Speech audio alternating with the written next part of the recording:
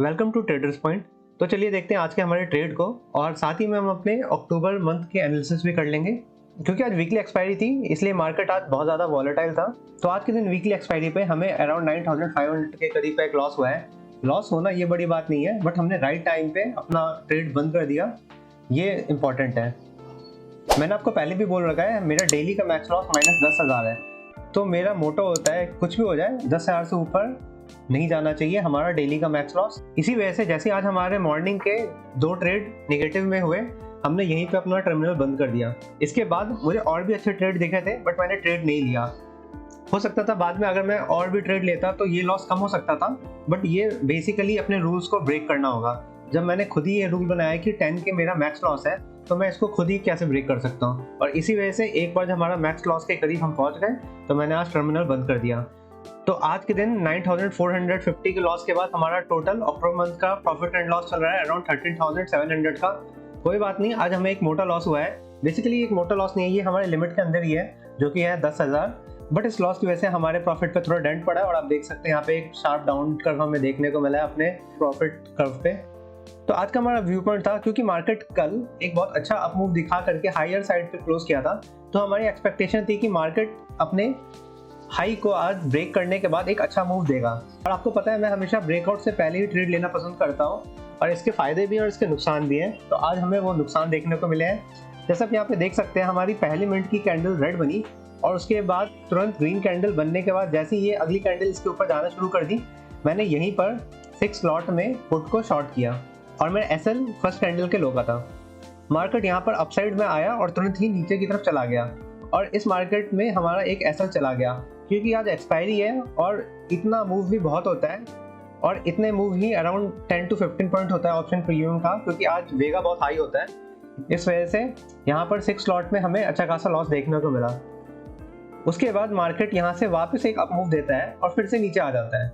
इसके बाद हमारा फिर से व्यू पॉइंट था कि अगर मार्केट इस हाई को तोड़ के वापस ऊपर की तरफ जाता है तो हम वापस एक ट्रेड लेना पसंद करेंगे अपसाइड की तरफ, क्योंकि मार्केट ज़्यादा नीचे आ नहीं पा रहा था और कंटिन्यूसली कहीं ना कहीं सेम रेंज में नीचे की तरफ हल्का सा आ रहा था। और हमें जैसा कि पता है कि मार्केट नीचे तेजी से आता है, बट यहाँ पे मार्केट बहुत ही रुक के आ रहा था। इसलिए हमारा व्यू अभी भी यही था कि मार्केट वॉलेटिलिटी के कारण हमारा पहले एसएल चला गया। अगर मार्केट वापस ऊपर की तरफ जाने की कोशिश करेगा तो हम वापस एक बार पुट को शॉर्ट करना पसंद करेंगे। आप यहाँ पे जो हरी कैंडल देख रहे हैं, ये कैंडल इतनी तेजी से बनी कि जो प्रीमियम मुझे सपोज कीजिए 95 पे दिख रहा था, जब मैंने उसको सेल किया तो सेल 88 के करीब जा करके हुआ है। ये कैंडल इतनी तेजी से बनी कि इसकी वजह से हमारा स्लीपेज 7 to 8 पॉइंट्स का हो गया, और एक्सपायरी के दिन 7 to 8 पॉइंट्स बहुत होते हैं। कहीं ना कहीं नेटवर्क का भी कुछ इशू था, क्योंकि ऑर्डर मेरे क्लिक करने के 5 सेकंड बाद जाके एग्जीक्यूट हुआ है और 5 सेकंड में प्राइस अच्छे खासे मूव कर गए थे इस ग्रीन कैंडल के फॉर्मेशन पर। तो इसी वजह से इस वाले ट्रेड में एक्सपेक्टेड लॉस से अराउंड 2 to 3 के हमें ज़्यादा लॉस बियर करना पड़ा, क्योंकि हमें अपने सही दाम पे ट्रेड मिला नहीं और मार्केट बहुत ऊंचा चला गया, तब जाके हमने पुट शॉर्ट किया। इस वजह से जब मार्केट यहाँ से रिवर्स आया तो ये एसएल भी बहुत बड़ा था, क्योंकि मैं एसएल यहाँ पे छोटा रख नहीं सकता था, क्योंकि वॉलेटिलिटी में एसएल हमारा कट सकता था, इसलिए एसएल इस पॉइंट का लो था।